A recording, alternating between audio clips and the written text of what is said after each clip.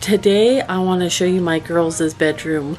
We have 8 children, 5 boys and 3 girls, and our house was originally a 2-bedroom house. Now we've added a third bedroom. We didn't add on, we finished part of the basement for the boys' room, but the girls got to stay upstairs in the second bedroom in the house.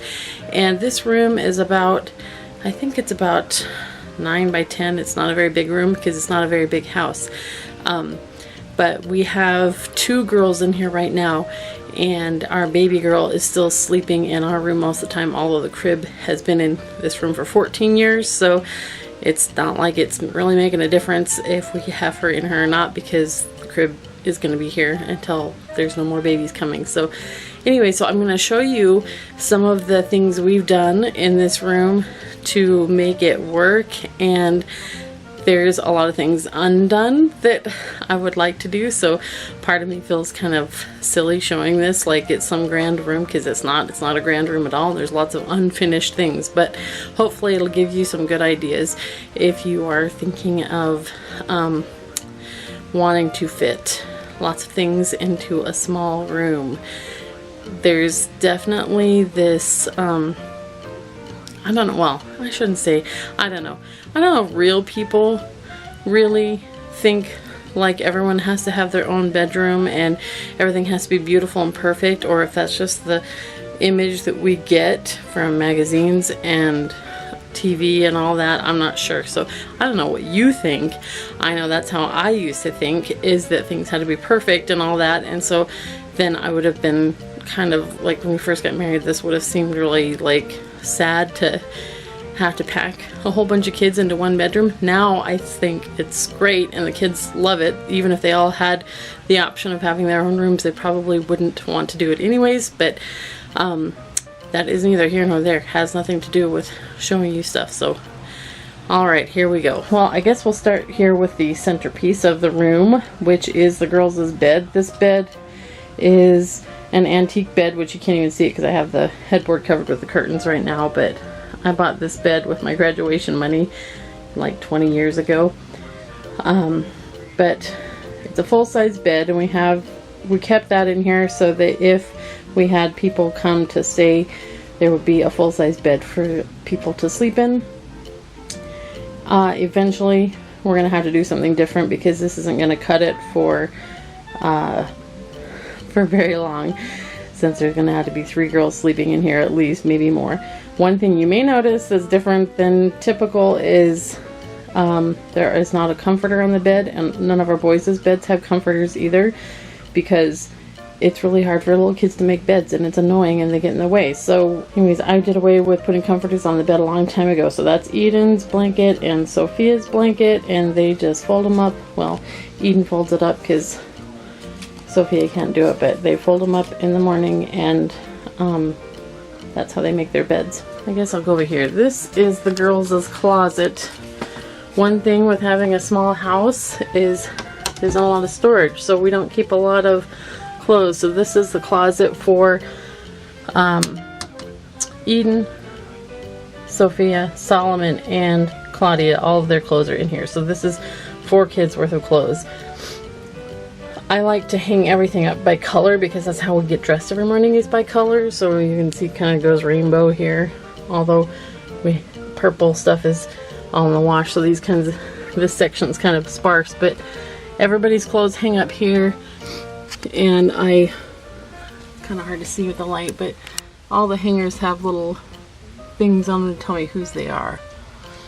So Eden's color is yellow, Solomon's is green, Sophia's is light blue, and Claudia's is light purple.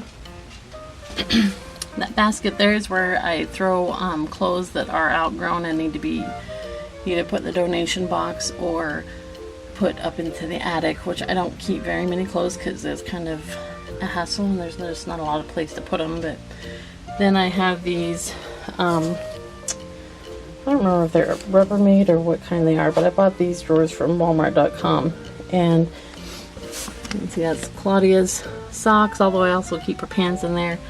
Sophia's socks, and when she gets bigger her panties will be in there too. That's where Solomon's socks and underwear and pajamas go. Eden's go here. And then down below we have a spot for all the pants.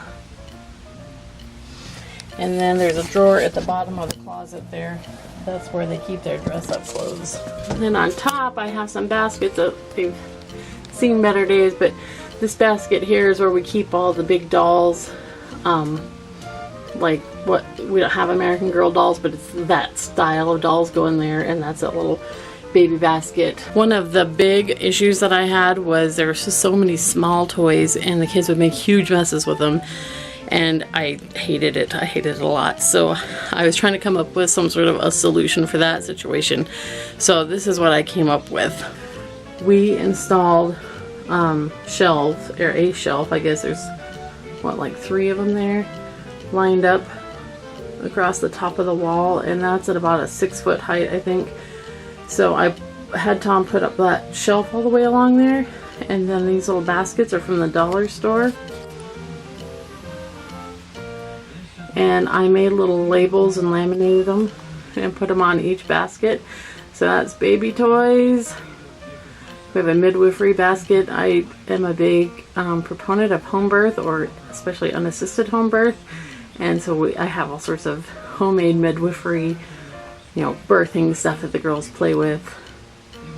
Then we have all their play laptops and cell phones, all the dollhouse toys like furniture and the little clothes and all those things.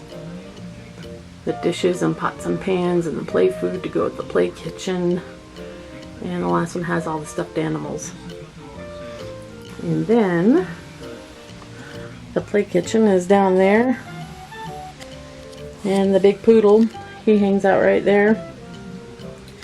And one of the things, again, about having a small house is you have to really think about which things you want to keep and which things you don't, because you can't have both. You can't have all the stuff and all the people, so you make decisions. So I tried to edit down what the kids really enjoy playing with and keep it to those kinds of things, and not have a lot of stuff. So this really is pretty much all the toys in our whole house is on that shelf. Not everything, but the bulk of it is right there on that one shelf. And so you can see, I don't know actually what a lot of people have, but I think comparatively speaking we don't have a lot, just because there's not space and kids will play with whatever's there. So if you don't have a lot, they'll play with not a lot, and if you have a lot, then they'll play with it, but they also make giant messes with it. So it's actually really a blessing not to keep very much stuff. So that door there leads to the kitchen, and there has never been a door on it since we bought this house.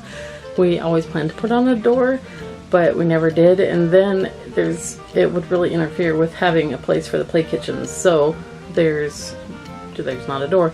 Eventually maybe we might, if we ever redo the kitchen, maybe we'd put in a pocket door or something, but as it is, we just keep a curtain on it and it works fine. Then this is our crib where all of our babies have slept. It's not always been in this exact spot, but that's where it's at now. And I guess I could tell you how the room used to be. This used to be a bedroom for our 4 boys, and so up until Eden was born, she's just turned 6, but up until then we had all 4 boys in this room, and this was the only other bedroom besides Tom's in my room. Then we put in the bedroom, well, we didn't actually have a bedroom, we just had the boys sleeping downstairs in a semi-finished area. And then like after 2 years we completely finished that room. But anyway, so we had the 4 boys in here, and at that time right in this area we had a set of bunk beds that we built that fit crib mattresses. So they were really cute and tiny, and Thomas slept on that till he was like 6. And then the crib was actually over here then, and we had this whole built-in changing table and a window seat, and then the closet, we had a little tiny closet built in right here.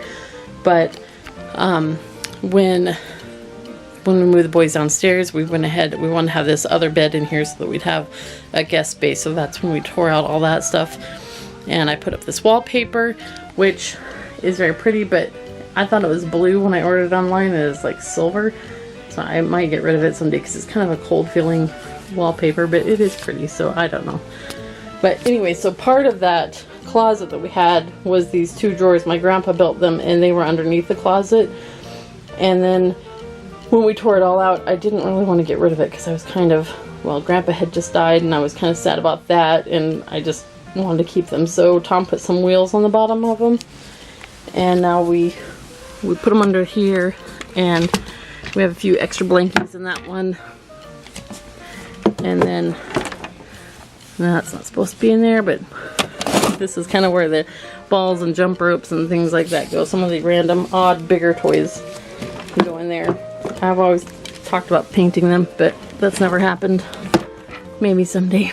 So this big ugly door here goes to the, what we call the utility closet. The whole room used to be black. I had it, well, not the whole room, but this wall and that wall were both black because I had them chalkboard painted before when the boys were in here. And so when I wallpapered it, now it just has a big ugly black door. But anyways, originally this was the closet to this room, and then there was another tiny closet on the other side for the other bedroom. But before we bought the house, somebody had torn out the wall between the two and made one big closet, and we've made changes even since then. So it's just a door here, and we just kind of ignore it and pretend like it doesn't exist.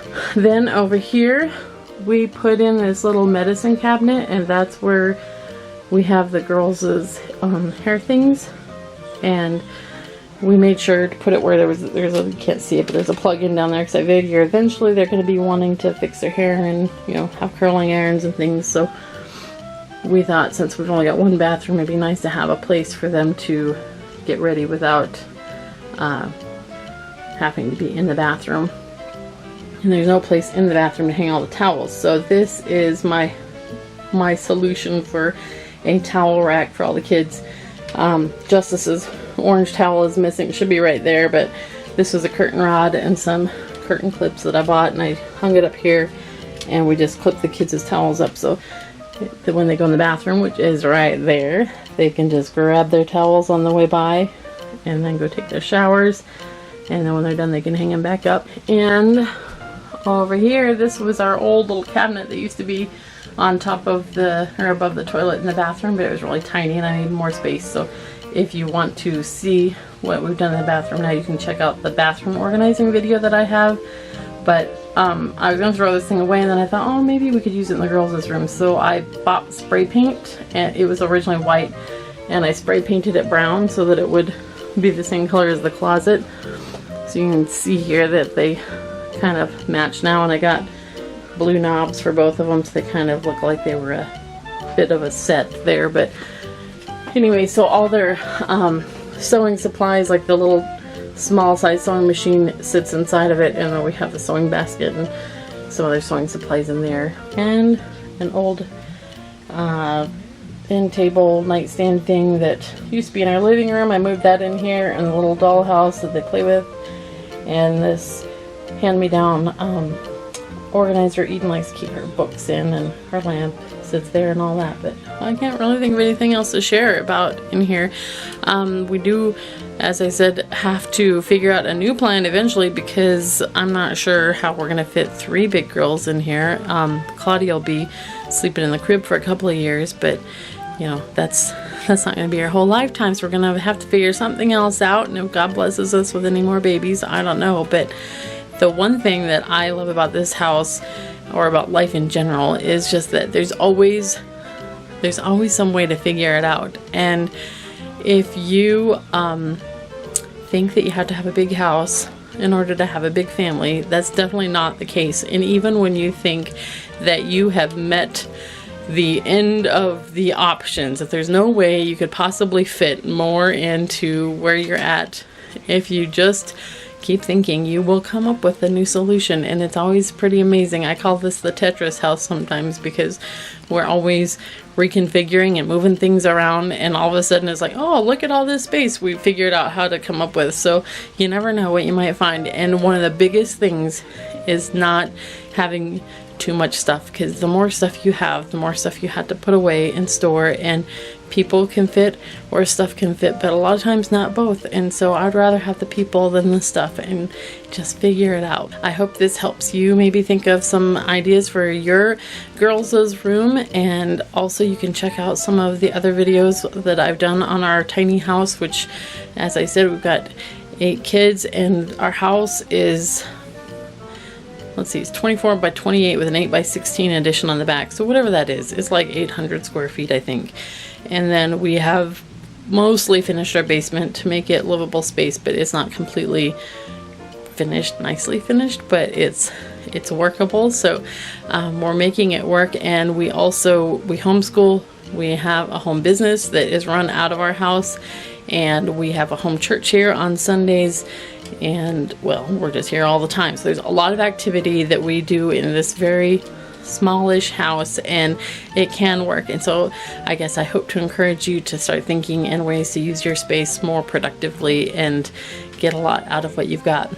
And if you don't want to miss anything, go ahead and subscribe. I'm going to try to do the boys' room pretty soon. And somebody was asking about our kitchen, so maybe I'll get to that one of these days too. So in the meantime, enjoy those other videos, and we'll see you next time.